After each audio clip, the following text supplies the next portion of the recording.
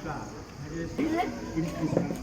ఇరువురి మధ్య కూడా విఘ్నములు అంటారు. అంటే మనకి ఏ పని కూడా నచ్చి దేవుడు కుమారుల్ని కూడా ఇలాగా విఘ్నేశ్వరుడిని అలాగే సుబ్రహ్మణ్యేశ్వర స్వామిని కూడా పిలిచి ఈ యుద్ధములను ఎవరైతే ముందుగా వెళ్ళి స్నానమాచరించి ముందుగా నా దగ్గరికి వస్తారో వారికి ఈ ఘనాధిపత్యము నేను ఇస్తానయ్యా అని చెప్తాడన్నమాట.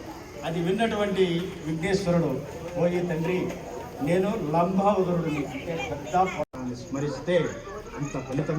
కుమారస్వామి వాహనం ఏమిటి? నెమలి.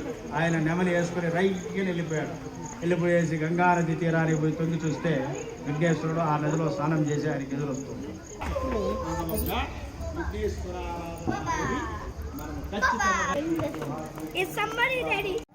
సమంతకమణి అనే ఒక మణి ఉంటుంది.